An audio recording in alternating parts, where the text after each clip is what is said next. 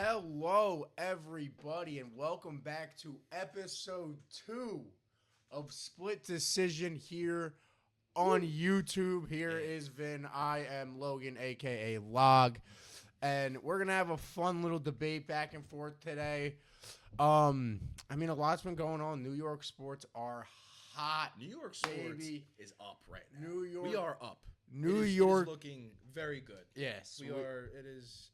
New York sports are back. The Knicks, obviously, everybody's been talking about the Knicks. They're on their final run. They're in their own realm right now. 11 straight, first finals appearance since 99.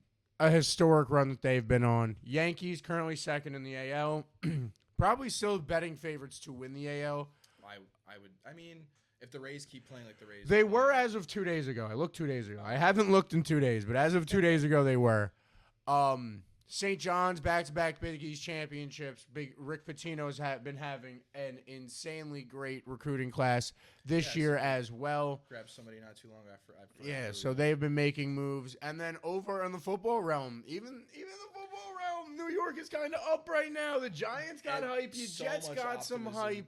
Behind John Harbaugh and the Giants and that draft class that they just had. Arvell Reese at 5 is such a steal. It's a lot. My New York Jets, we got 3 first-round draft picks next year. We're still going to fuck it up somehow. That's what I'm saying. It's up. That's what I'm saying. It's up. It's up right now in New York. For the first time in, I want to say, a long time. We are back to being, we're back in that conversation of a top sports city. All it's been missing is the title. Shout out to Liberty. They got one a few years back. Gotham FC. Yes, Gotham FC. NYFC as well in the MLS back in 21 won a title. But when it comes to the major 5 sports, as we know, the most recent title was 2012 with the New York Giants beating the New England Patriots, as everyone remembers. That wasn't the undefeated year. That was 08. Yeah. And then before that, Giants in 09. And then before the Giants in 09, you got to go back, or the Yankees in 09. Sorry, I said the Giants in 09. The Yankees in 09, I apologize for that one, folks. Woof. Yeah. But the Yankees in 09, and then not counting the Yankees championships before 2009. So anything in the 90s, basically. Talking about any other New York team, you got to go back to 94 with the Rangers. Oof. The Mets haven't won since 86. Islanders since 83. The Knicks, as everyone knows, since 73. And the Jets since 1969. Hey, there's worse. You could be the Red. I'm even including the Red Bulls in this. I did my research on them. You could be the Red Bulls or the Nets. You could be the Nets, exactly. That's what I'm saying. Nobody likes the Nets. You could be the Red Bulls or the Nets. The Jets fans are amazing. That's zero there. But we're talking about championships. And if there's a team that is quite literally on the precipice of, I want to say, doing the impossible, but bringing a title back home to New York, it is the New York Knicks. So there brings the age-old question. I think everybody outside of the tri-state area, let's get ourselves out of this little bubble that we're in here, feels like the Western Conference Finals is the finals. A lot of people feel that way. It was the same way in football this past year. So, everybody kind of felt like the NFC Championship game was a lot more entertaining than this past Super Bowl, and I kind of have the same. What? So. No, finish. I want to let you. I kind of had that same feeling for this upcoming finals. I feel like it's going to be very lackluster. So but if it ends with the Knicks ring, I really don't care. Okay, but that's what I'm asking. I really don't care. Do you think the Knicks can do it? Yes. Genuinely. Did I think Sam Darnold could get a ring? No. I think going into that game against the Patriots, they were by far the favorite. I think if we're taking a perfect comparison of this finals, probably wasn't a good comp, right? Okay, if we're taking a comparison, we're going to compare football apples to oranges here, right? And we're going to take the 3 teams left and compare them to the Patriots and then the NFC Championship. It's pretty obvious. The Knicks are easily the Patriots, OKC is easily the Rams, and the Spurs are easily the Seahawks. So if you're going to use that comparison, you're telling me the San Antonio Spurs are going to win the finals. So do you genuinely believe the Knicks can do it? Against the Spurs? Against either of them. Against the Spurs? Against either of them. Yes. Genuinely, yes. But it is a hard-fought series. Because I'm going to tell you why they could beat both of them. Let me hear it. I'm going to tell you why they could beat both of them. It's pretty simple. I'm going to be honest. It's pretty simple. The Nets? No, the Knicks. I was saying the Knicks. Trust me, I will never talk about the goddamn Brooklyn. The only time I'll talk about the Brooklyn Nets, I'll look in the camera and say this. Brooklyn, you move back to New Jersey, you have my respect. Oh, yeah. I'm not a fan. No, but I'll go. But you have my respect. Yeah. You have my respect. But the Knicks. The Knicks are literally putting together arguably one of the greatest, or not arguably, the greatest playoff run in NBA history. Right? If we want to, you have a 19.4 point differential is the best of all time, right?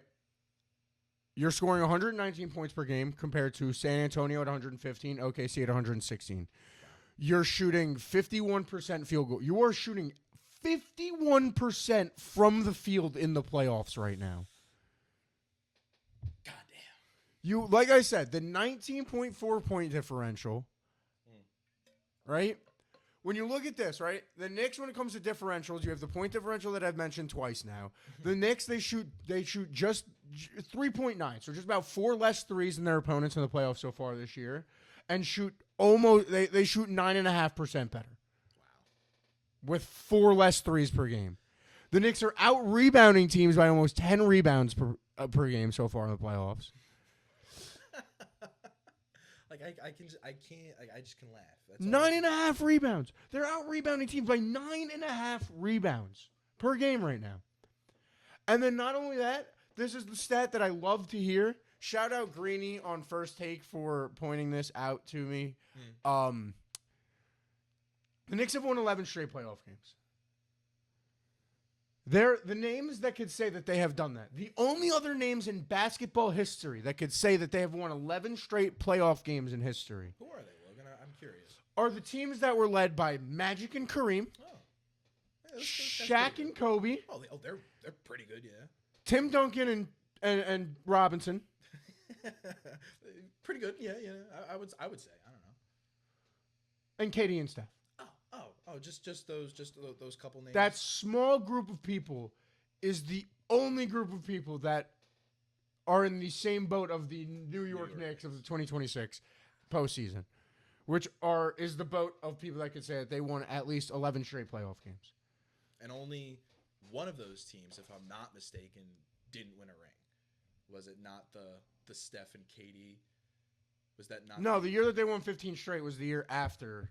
That was the year after. That was 2017? Yeah. Okay. Because I thought that was the 2016 season. Where no. They won KD's not on the 2016 team. He's on the... Okay. There you go. Because I don't know ball knowledge. They come back from 3-1 against OKC that same year that they blow the 3-1 lead. And then Kevin Durant joins them. Gotcha. I mean, I don't know. It does come down to matchups. I think that's obvious. And I'm glad you pivoted into that because we need to talk about these matchups. Obviously, by the time this video comes out, we'll know who the Knicks are playing. We don't know right now. But between the two remaining teams, the San Antonio Spurs and the Oklahoma City Thunder, I've voiced my opinion that I want the Spurs.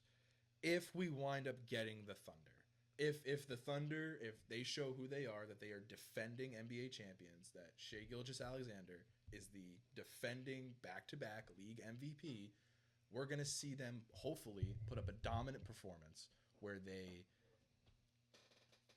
I lost my train of thought.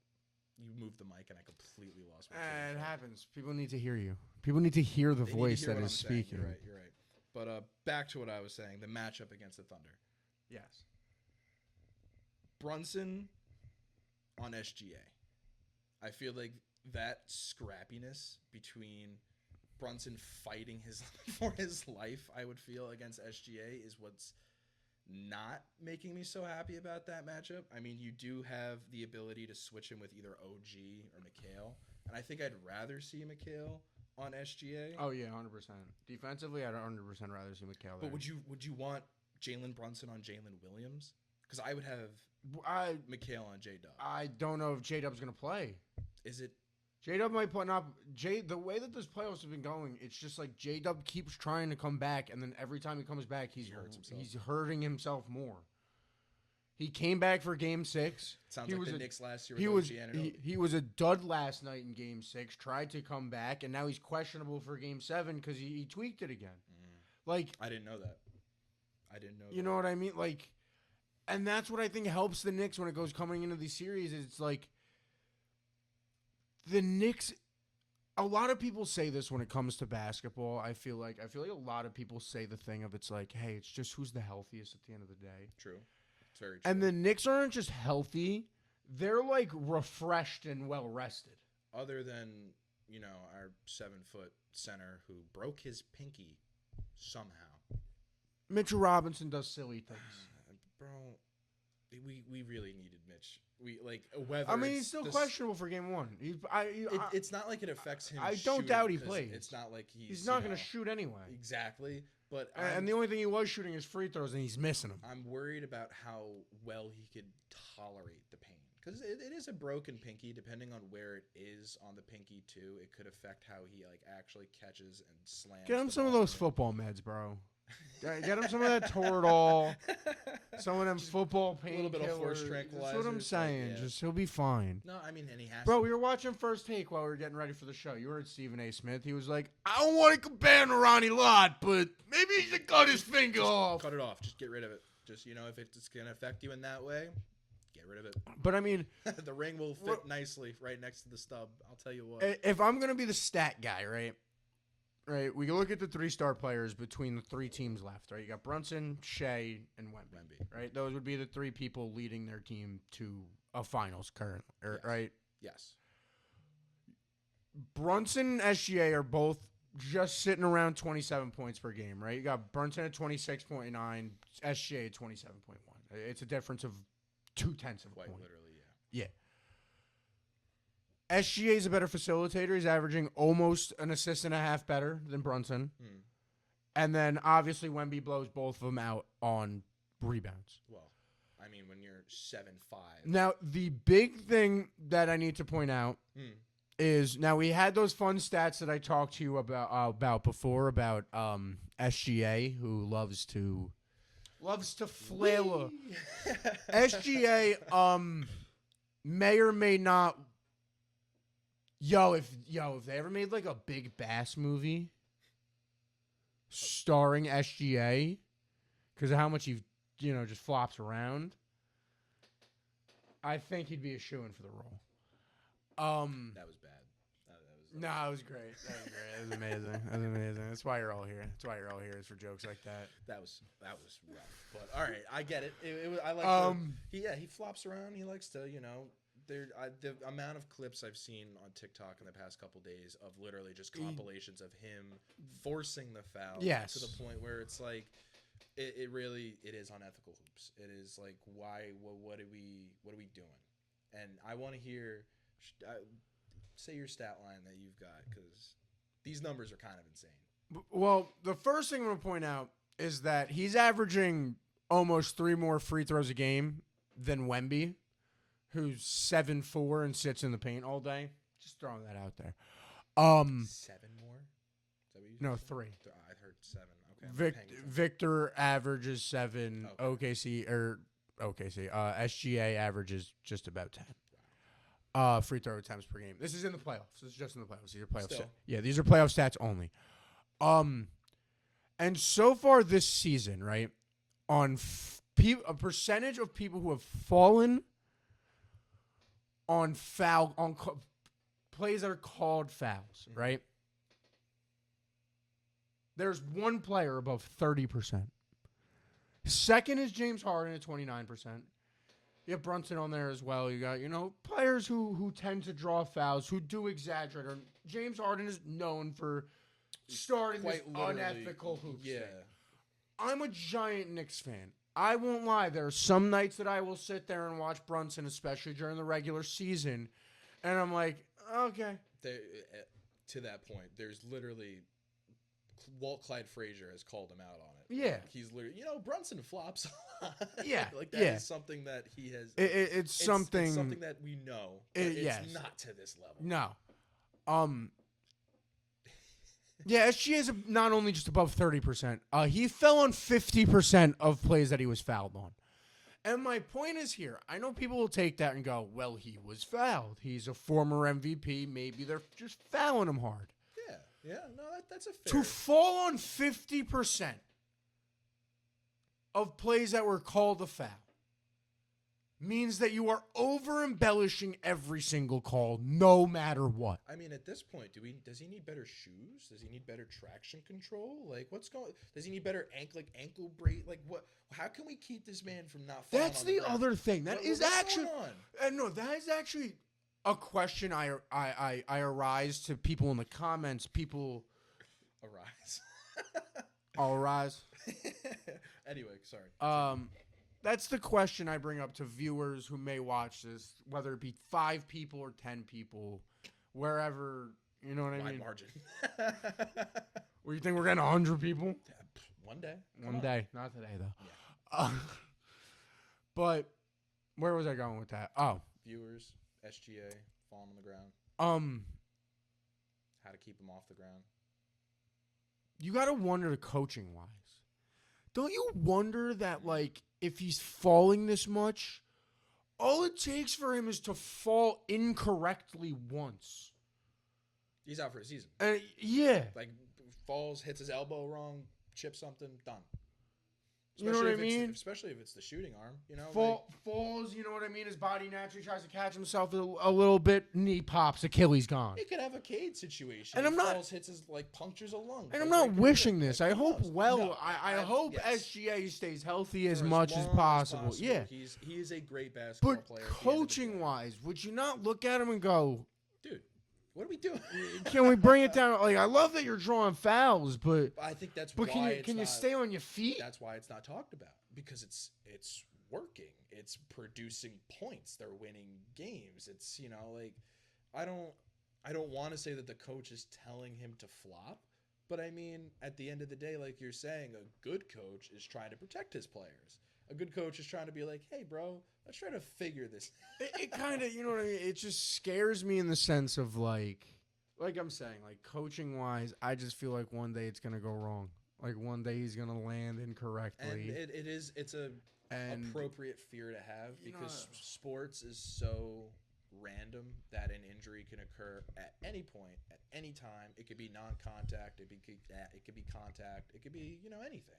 Yeah, but back to what we were saying. Sorry for the interruptions there, folks. But technical difficulty. Yeah, back to what we were saying with the whole SGA thing, and back to with the Knicks. I mean, I think the Knicks should be favorites. Like, it's just the historic run that the New York Knicks have been on is absolutely bad. They have the wind to their sails right now. Right? Like, if we talk about this, right? Life in 1973, right? Life in 1973. Minimum wage is $1.60. Oh, okay. Your average house is $35,000. Cool. $7,000 for a new car. Huh. A gallon of milk is $1.30. Nice. Right? Nice. Oh, they don't tell me gas prices. Damn. I was trying to find gas prices too. It's not on the article I found. Dozen eggs, 45 cents though. Is the last thing on that article that I had. That was like the last time. A little bit different than how things are today, you know? Like, what, it's $5 for a gallon. Let me say this again. Minimum wage was $1.06. The average household income. Guess that, because that's the one I didn't say. I want you to guess that one. That's the one I'll leave up. If a house was $35,000. Yes. Average household income, $10K. 12.9. $12,900 per year. That's not great. Average rent is around $175 a month for rent. I'm living in a closet for $175 a month today. Yep. Especially in Manhattan. It is insane. Well, to think about how much life has changed since the last time the New York Knicks. Since the world has changed. Yeah. Since everything has changed. Since basketball itself has changed. Where there wasn't a three-point line the last time the Knicks were in the well, that's not true. The last time the Knicks have won a championship, there was one, you know, back in the 90s. Yeah, but the last time they won a championship, you are correct. There was no 3-point line. It is baffling to say, that it's a real possibility. I mean, I talked about it on Tuesday on the Log Show. Tune in, by the way. I gotta plug my own stuff too. But I mean, the thing about times that I went through as a Knicks fan growing up, it's just baffling to even say the sentence of like the Knicks are in the 2026 New York finals. Knicks are in the NBA final. Like the New York Knicks are in the finals. And soak it in. And in my opinion, should be favorites to win it. They have the most points per game for any team in the playoffs right now. They're giving up the least amount of points for any team in the playoffs right now. They're also capitalizing on turnovers. They've had the most turnover points. I don't want to so far in this playoff run out of both San Antonio and the Spurs, I believe. San Antonio and the Thunder. Yeah, I'm pretty sure. Yeah, I might have to fact check myself. Like I said earlier, shooting 51.5% from the field, 40% from three. It's just baffling. It kind of is. It really is. It's because they weren't like this during the regular season. You want to know what was funny? There was a time at the beginning of this season where Karl Anthony Towns was asked about how he feels about Mike Brown and his part in the Mike Brown offense. Yeah, and he goes, "I don't really know. I feel lost right now. I don't know what my part in this plan is." Cut to now, this past May, was it May? Yeah, this past play. I'm all over the place.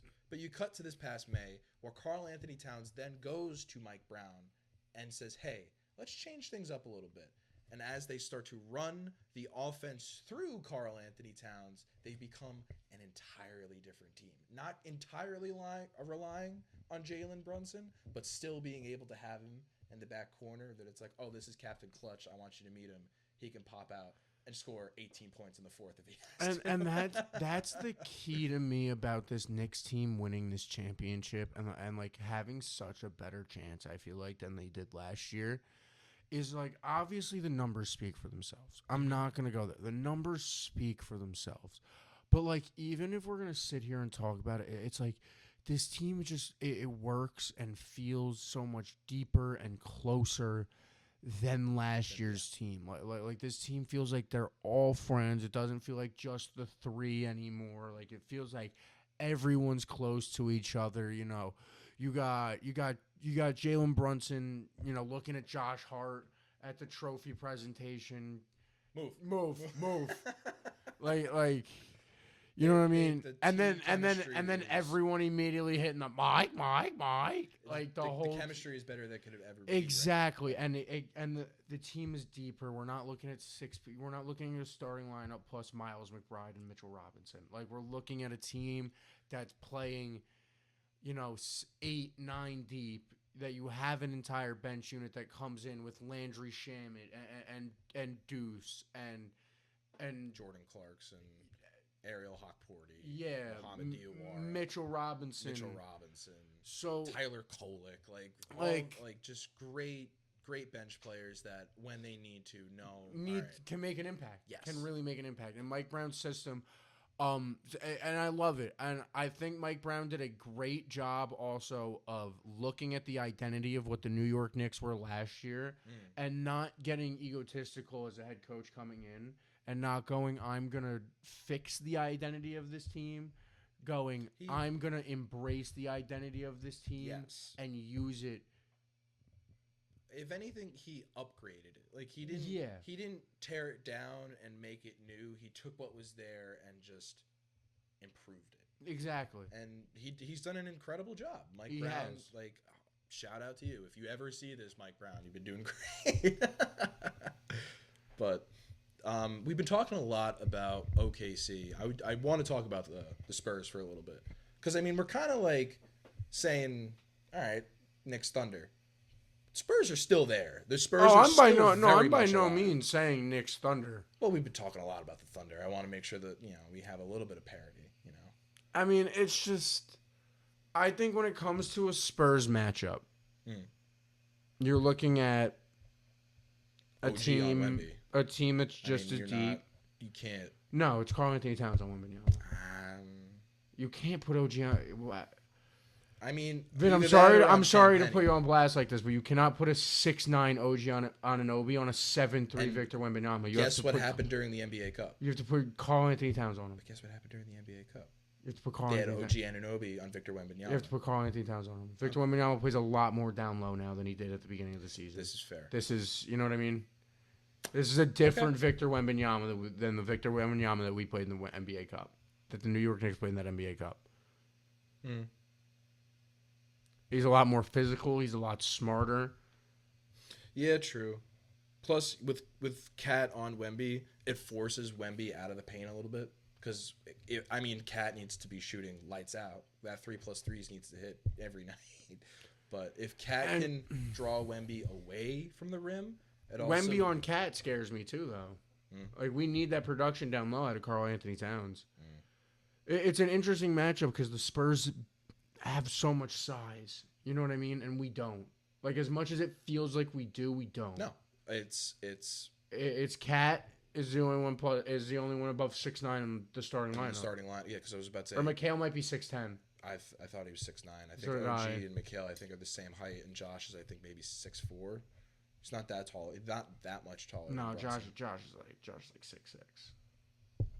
My bad. But yeah, to that point, like, yeah, the Knicks are a smaller team, and when you're going up against 7'5" Victor Wembanyama, it brings up a challenge. Yeah, and the Spurs have been shooting exceptionally well throughout this playoffs. You know, they're shooting. Wemby from the logo, like that's still grained into my memory. I mean, as a team, they're shooting 36% from three, 46% from or just 47% from the field, pretty much. Like, they're playing well. The Spurs team is a dangerous team, and it's a team that, like, you can't count out by any means. I don't think you can, especially with what we saw last night in Game 6. Like I definitely feel that way. But, you know, I mean, at the end of the day, it don't matter. Because both of them are playing the new New York Knicks. No, not the New York Knicks. They have to play a certain person on the New York Knicks. And that man has stolen the crown. Because that man is the new king of New York. Oh. Jalen Brunson. Okay. And I want to get into that now. Let's get into that. Because I'm telling you, bro. Jalen Brunson stole the crown after this run. You are crowning this man way too early. And now, before we get into the argument, I do want to give my credit to shout out Matthew Schaefer is one of the young princes of New York. Jackson Dart is a young prince of New York. You know, there are potential people in Cam Schlittler is even potentially a young prince of New York. Yes. I will agree with that.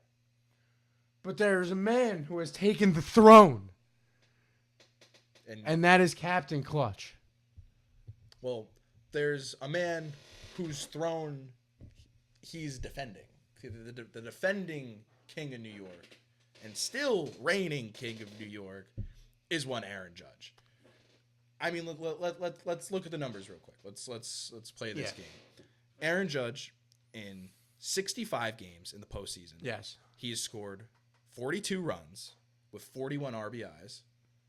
He has a 2.36 average with 58 hits and 17 homers. Okay. He has gone to the postseason 8 times. I think he's been a Yankee for 9 years now. So it's like 9. He's always there. Okay. There is his past failures. There is that Game 5 from hell. There is Judge doesn't show up in the playoffs. He's a regular season merchant, and then he goes off and disappears in the big moment. On a baseball team, you're telling me right now you would rather have Joe Schmo or Aaron Judge?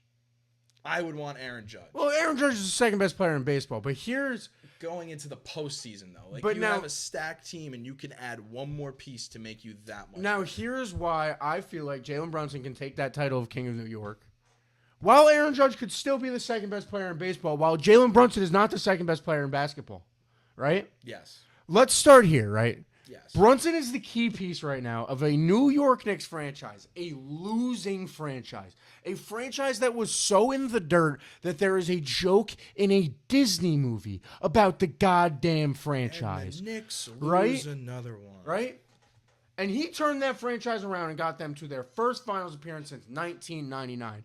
Aaron Judge, as much as I love Aaron Judge, and I have admitted in any piece of media that you have seen my face in over the past years that I love Aaron Judge. But if we're going to be honest, Aaron Judge, especially when it comes to his performance in the playoffs, has struggled at making the Yankees feel like this evil empire that they always have. Right. He is not the prodigal son that everybody has wanted him to be in the sense of keeping the essence of the Yankees, right? If Brunson wins a championship, right? If he brings that Larry O'Brien in New York, not only is he winning the Knicks their first championship since 1973, he is joining Steph Curry and Isaiah Thomas as the only point guards under 6'3", under 6'3", to be the lead piece of their team and lead them to a championship. Wow. Okay. Right? Yeah. And I love Aaron Judge, and I want to see Aaron Judge get over that hill. Which, I mean, he will. They will. The Yankees, they have to. They cannot. They have to. That doesn't mean they will. There's a lot of teams. They cannot waste. There's a lot of teams in sports I could go back to and say that they had to and they didn't. True. Very true. You know what I mean? Yeah. The KD, Kyrie, Harden Nets had to. They never did. They got there though. But they never did. And we got there. The Yankees got there. And I hate to be this guy right now, but the Knicks are there. We got there. Does that mean we come home with the ring? Okay. Here's my problem with Judge as well. Judge has a 36.9% strikeout rate in the playoffs. Yeah, right? He does. Also, you talked about how Judge has made the playoffs 8 times, Brunson 4 times. Yes. Well, I didn't go into Brunson's numbers yet. Right? But yes. Total, right? Since he's been there in 2022, he's gone there 4 straight times. Exactly, right? Total of games played.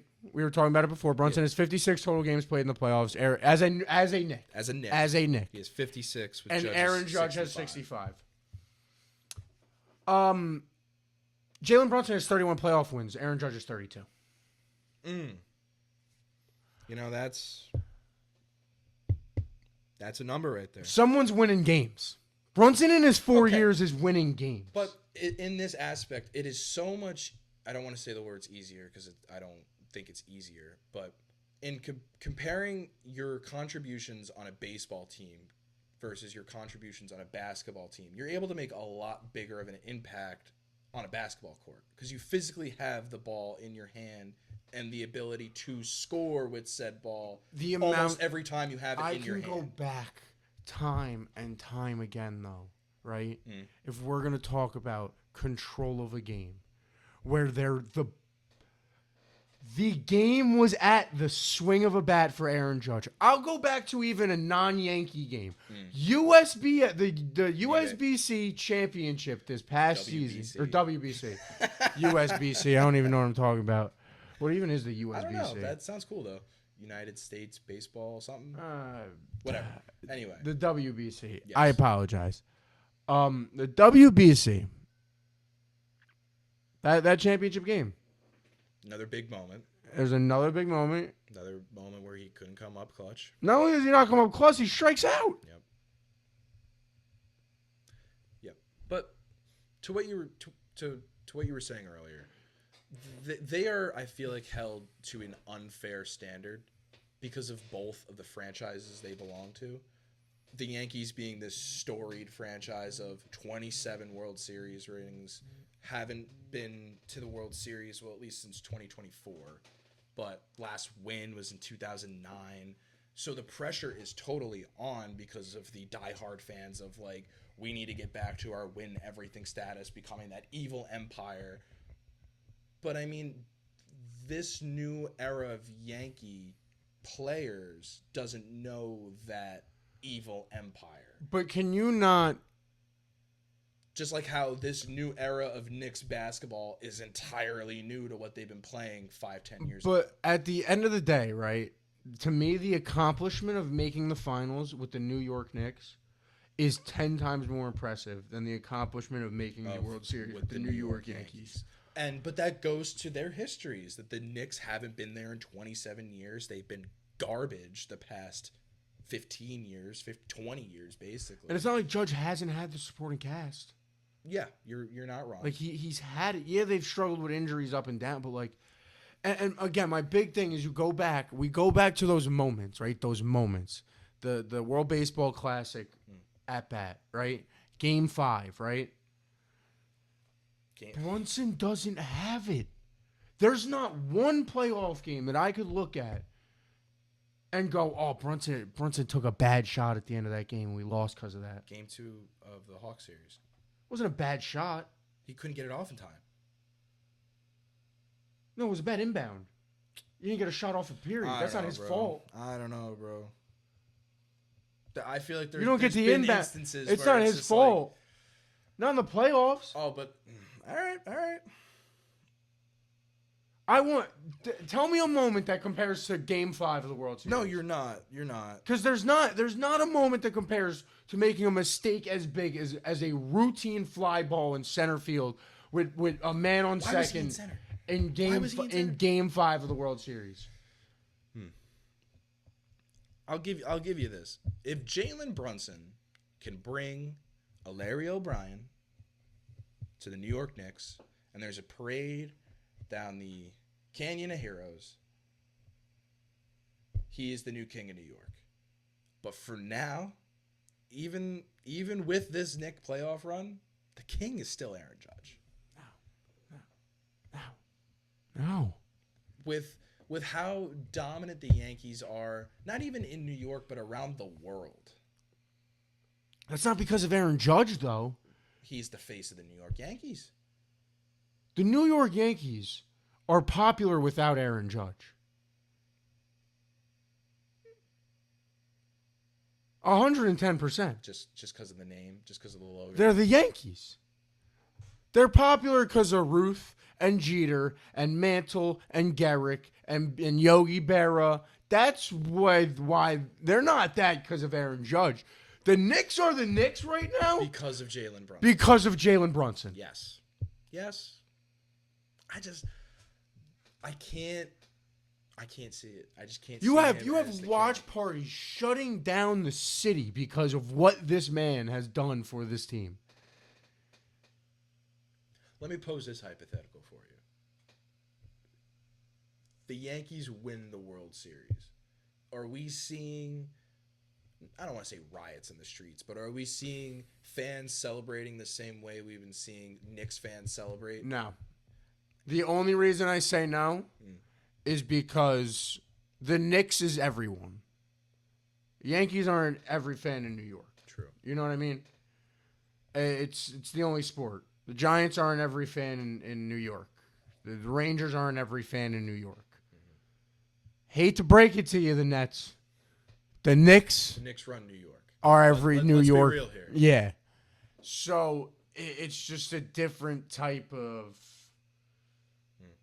feeling, especially when like a lot of these people have gone through, like I said, like the years of Quincy Acey and Mingus Kuzminkas and. But think about it this way: we're coming up on almost 20 years without a Yankee title. Yeah. You don't think that with that first ring in the past 15 years isn't going to add some juice to the city? I think if Aaron Judge goes another 3 years without a ring, the fact that we were even close to calling him the King of New York is getting scary. Well, that could just go to a tribute that New York sports has been awful recently. Other than the Yankees World Series run in 2024, the Mets in 2015. What else do we have? Giants got knocked out in the championship game in 20. You have the Knicks in 2026. That's it. Thanks to the King of New York, Jalen Jets Brunson. suck. Rangers suck. Islanders are all right. Nobody likes the Nets. You have the Knicks. They're what's bringing. Seems like you're coming over to the side of Jalen Brunson being the King of New York. I don't want to say it, but like, we got him, folks. You're right. With can there be a king without a crown? Can there be a king without that ring? And if Brunson wins a ring, and in 3 years' time, Judge still is doing nothing. Jalen Brunson would be the king of New York. Yeah. Judge has 9 more playoff games. He's 32-33. Brunson is 31-25. Jalen Brunson has won 1 less playoff game. By the end of the finals, I will guarantee that the Knicks win at least 1 game in the NBA Finals. They're not going to get swept. No, I don't think they're going to get swept. So I can guarantee that by the end of this playoff run, Jalen Brunson will have the same amount, if not more, playoff wins than Aaron Judge. In 4 years. In 4 appearances, compared to his 8. But again, like my only comp to that is I don't want to say easier to win in basketball than it is baseball, but like individually sports-wise, like what Judge has been able to do in the sport of baseball is insane. I think the fact that he hasn't been able to get over that hill is also insane. Yes, I see the point of, obviously it is easier for one person to control a basketball game than a baseball game. It's easier to put the team on your back, I should say. But I also can't sit here and deny the fact that Aaron Judge has had countless opportunity in the playoffs to put the team on his back and has come up short. Broke. 9 times out of 10, it feels like. Yeah. It's the sad truth. It really is. But I think, I'm leaning that if the Knicks pull this off and Jalen Brunson wins a ring, Jalen Brunson is the king of New York. He has to be. Has to be. But bing bong. They don't win. Judge is still the king. You just got bing bonged, by the way. Just letting you know. You just got bing bonged. Very nice. Very nice. Just got hit with a hard bing bong. Water break, I'm sorry. No, you're good. I mean, on that note, though, we talk about the Knicks and then we talked about the possibility of the Yankees. What if they don't win the next 3 years? We're not going to look that far ahead. We'll stay to this season. Let's be realistic. We'll backtrack to just this season. Do you feel we should be worried? Do I think we should be worried about the Yankees? Yes. Absolutely not. This team is looking amazing right now. Let's be completely honest. This May has been not great. It was a bit of a roller coaster. Like we started off 5-0, swept Baltimore, swept the Rangers, felt good, felt great, and then that's when the struggle started. Went 2-6. We were struggling defensively heavily.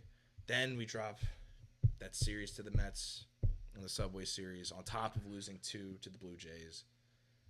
And we kind of spiraled out from there. And we started to rebound towards the end of the month by sweeping the Royals, and we're looking for more. We really are. I think against the A's tonight, the Yankees should hopefully mash. It's against, I think Severino is on the mound. So, nice little revenge game, revenge bump day from Sevy. I miss Sevy sometimes. We got Rodon on the mound. He's been shaky so far at the beginning of the year. Yeah. But let me read you some overall stats for the Yankees right now, as of May 29th, 2026. Ben Rice has the best average on the team, .29. Shout out Ben Rice. Doing amazing. Aaron Judge, of course, leading the team with 17 home runs. Ben Rice with 37 RBIs. Jose and Jazz both tied with 13 stolen bases. Judge with 41 runs. Belly with 54 hits, 13 doubles, and 3 triples, leading the team in both of those categories. Ben Rice with a .623 slugging and a 1.006 OPS. He's basically on base every game. Like Ben Rice is so Well, he's a good. 383 on base percentage. The OPS is on base plus his slugging. My bad. But you know, Ben Rice also has 16 home runs.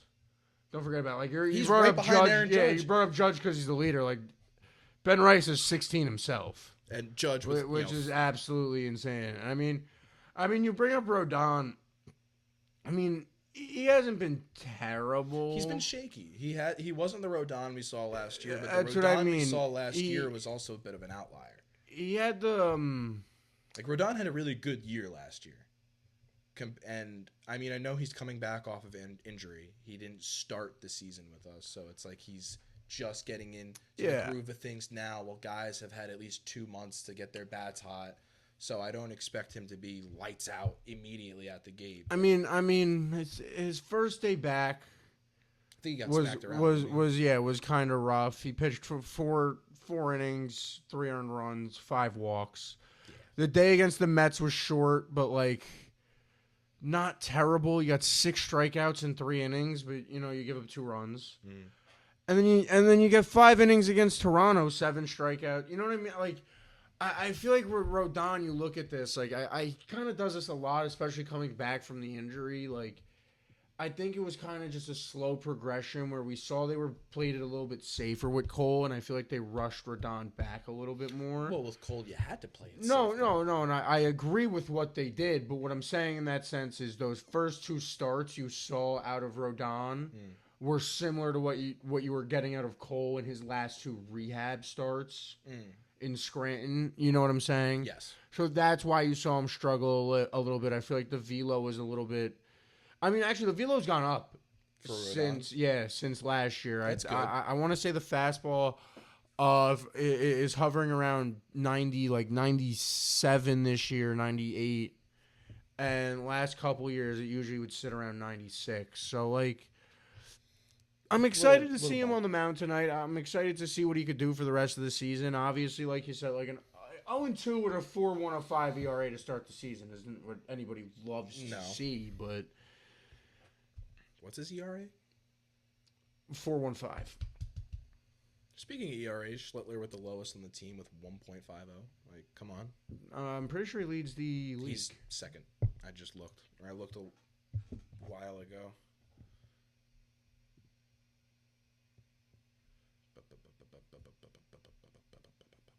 He probably.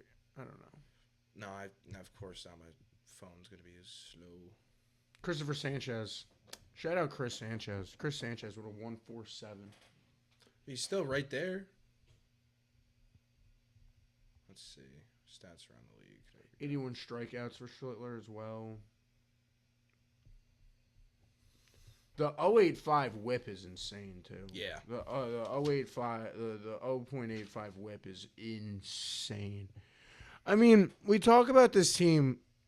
I think WFAN and everyone likes to get people scared. I think that's what it is. And I'd love for us to be the voice of reason. I agree with you. I don't think there's much to really get worried about here. I mean, this is a team that we're talking about, as the Yankees usually do. They lead the team in home run. They lead the league in home runs. They're 6th in the league in on-base percentage. They're 2nd in on-base plus slugging. Pitching-wise, they're 2nd in team ERA. They're tied 2nd in strikeouts with 7 in shutouts. I mean, with 7 shutouts this season. You're 4th in opponents' batting average. You're a good team, man. Like I said, you got Ben Rice and Aaron Judge both with above 15 home runs. Oh, and we were talking about it last week. Shout out Austin Wells. He had himself a game in that 15 Yeah, actually what I will say is shout out John Boy, because he brought this up and even said something to Boone about it, because Talking Yanks, they have those interviews with Boone. What did they say? But apparently historically over like the past 4 or 5 years, catchers have just been hitting insane in Kansas City. Oh. So it's just that it's just something about that park. Because I feel like him and Ascar are both. Yeah, they both had a great series, and it's something about that. But even like looking up and down the roster, like you have Trent Grisham, who's he's struggling. He's batting at 206, but still somehow almost has 30 RBIs. You have he puts the ball in play. You have, dare I say it, Anthony Volpe playing the best baseball of his entire career. I don't know about it. I'm pretty sure he leads the team in OPS right now. Nah, he's 4th. I was about to say. I think it's Ben Rice, is it not? Yeah. Benny Rice, Benaros. My point is Volpe's been playing some good ball. Volpe has actually been playing some good ball, so shout out Anthony Volpe for that. Oh, I love how MLB just stopped showing me the stats. They were actually like, never mind, Logan. You don't get to know these anymore. I had the whole page up. Nice. It's just not nice. No, it's not working. It's not working. But yeah, I mean, Anthony Volpe has been playing some good ball recently. He's walking a lot. He's getting a lot of walks. You know what I'm saying? I mean, that's good. Shows that he knows his zone. Yeah. Challenges, though. You see. Oh, no, he is leading the team on base percentage. He's a 409 on base percentage right now. Really? Yeah, Anthony Volpe is a 409 on base percentage right now. He's batting .250 with a 409 on base percentage. Hey, if it works, it works. That's what I mean. His OPS is an 838. I don't want to call it a compromise, but I like what Booney has been doing with Jose and Ahmad recently. That he's been like tweaking both of them into the lineup, where he'll put like Jose in left. Well, no, that's third. No, yeah, that's. Like, I don't mind that at all. I like that. I like keeping Jose in the lineup. I think he needs. And to I like him being your main shortstop, and then giving Volpe time when you feel like maybe you got a good pitcher he's against, somebody you could earn some walks against. He's been here for 11. He's been back up for 11 games now. It started off rough, obviously, with the error in the Subway Series that everyone was mad about. Mm-hmm. But, I mean, I got to give the man props. He's got 9 walks and 35 at-bats. He's got 9 hits in those 35 at-bats as well. He got a homer the other day. Yep. I mean, Volpe kind of picked it up. He's playing some good ball. So, shout out to Anthony Volpe, man. As long as he can keep playing at that level, there's no reason why he shouldn't remain at least a member of the bench. I don't think Volpe should be in the starting lineup, personally. But if he keeps these numbers up, he's making a fair conversation for why he should be. Yeah. He's throwing these... I think he's definitely giving you an opportunity and a point to look at this and go, there's a reason for you to be in the dugout. Mm-hmm. You know what I mean? There's a reason for, there's a reason for you to play sometimes. Like, maybe not every day, like we expected, but there is starting to feel like there is room for Anthony Volpe on this roster, where shortstop is a weaker position. So if we can get an Anthony Volpe that's playing like he is currently, and a Caballero that's playing like he is currently, them together make a decent shortstop. Yeah. You know what I mean? Them together can give you a decent shortstop. When you look at that, shortstop. You got Cobby with 13 stolen bases. Him and Jazz both tied. Jazz hasn't been caught as much, though. He's been more successful. Mm-hmm. Jazz only been caught 3 times. Cobby's been caught 6. Cobby had some weird ones where I don't know why he would steal, but... Speaking of, actually, I'm looking at the stats. Anthony Volpe has 2 stolen bases, caught stealing 1 time. He should have 3 stolen bases. If anybody wants to go back and look at that game that Aaron Boone went. Oh my God! Yeah, I forgot about that. During it was during our watch along too. Yeah, I forget who they were playing that night. The Knicks were more important. It was the Blue Jays. Was it the Blue Jays? Yeah, it was the Blue Jays. Was that game 1 of the Blue Jays series? Yeah. Yeah, Aaron Boone challenging. He was so safe. I saw another angle. It did look like he was out, but in that moment, I would have called him safe. He was so safe. And then there was that mishap in the outfield not too long after, and Booney couldn't challenge because he already used his challenge and got thrown out of the game. But I love watching Aaron Boone get thrown out of a baseball game. So, it shows your manager has a little bit of fire. Hey, speaking of which, here's your King of New York up to bat over there. All right. And my attention goes to the TV screen. I think it's 0-1. No, it's 2-0, actually. I mean, Aaron Judge walks a lot, too, as well. Which isn't a bad thing. Aaron, okay. Never mind. King of New York for a reason. Yeah. For now. Good for him. But I mean, RBI single. But I mean, yeah, I don't think the Yankees are in a spot to worry about. I think a lot of people worry about when you get to this point of the year, and you know how it happens. Now all of a sudden you look at the standings, and and they're not in first in the AL East like they should be because you got panic. We have to panic. The world's over. Oh my God, it's June and we're not in first. Hey man, we could be like the Mets. We could be last in our division and 14 and a half games out of first place. I think the Yankees have room to breathe. I do think. I mean, as well as Escara and Wells played, I think that's still a position that you have to fix. But if they can keep that up, I don't think they are. I think we have to be realistic. Hopefully. I think we have to be realistic, and I don't think they are. No. So that's a position that. But if they can keep it up for a little bit, it gives us room to go find an answer. If you can give me until mid-June, early July, right before the trade deadline, to start talking to some people and get some answers, and you play well, you know what I mean, from now until mid-June, then your value goes up. I can maybe trade you early July for maybe a piece or something like that. You trade Wells and Escara? No. I trade Escara and some prospects probably. That's the part I don't like. But I mean, well, it depends on who. I'm not trading Spencer Jones. Obviously. You know what I mean? I'm not trading George Lombard or Elmer Rodriguez. I was just about to say, I don't want to touch our pitching prospects. Like, that's what I mean. Like, there's... I like Legrand. Yeah, like, I'm not touching Legrand. Like, there's people who, obviously, prospect-wise, I'm not touching, but I'll go give my number 20... You know what I mean? I'll go give my number 35 prospect, my number 54 prospect... and J.C. Escara for, or honestly, and Austin Wells for, Shea Langoliers of the A's. You know what I mean, or someone like that, like somebody. Yeah, there's options out there. There's definitely options out there. I mean, just because we're talking about baseball, shout out Murakami too. Yeah, how many home runs has he got right now? Is he still the 20? He's the home run leader. Yeah, he's got 20 right now.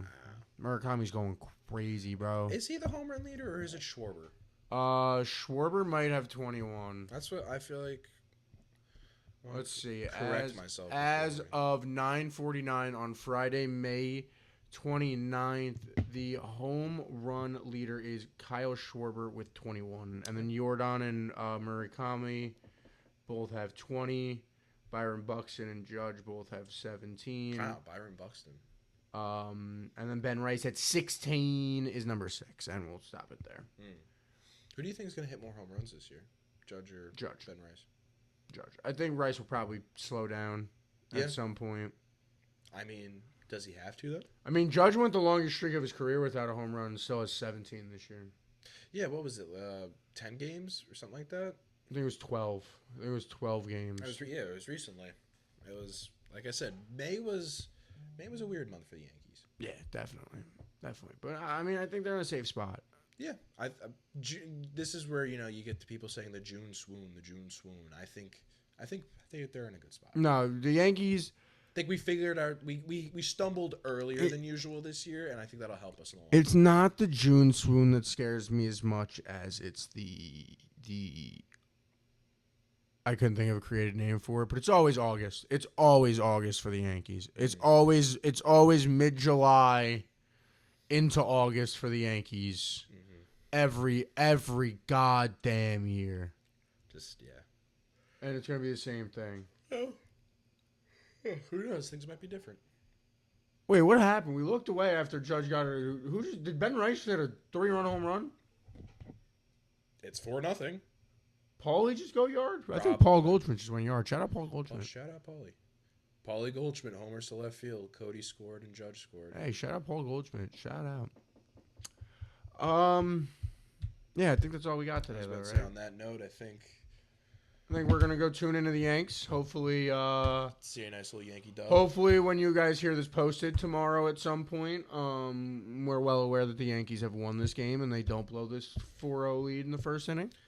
We'll see. But that is it for episode 2 of Split Decision. Thank you guys so much for tuning in. I am Logan. I'm Van. Peace out, guys. Bye, we will everybody. see y'all next week. Woo!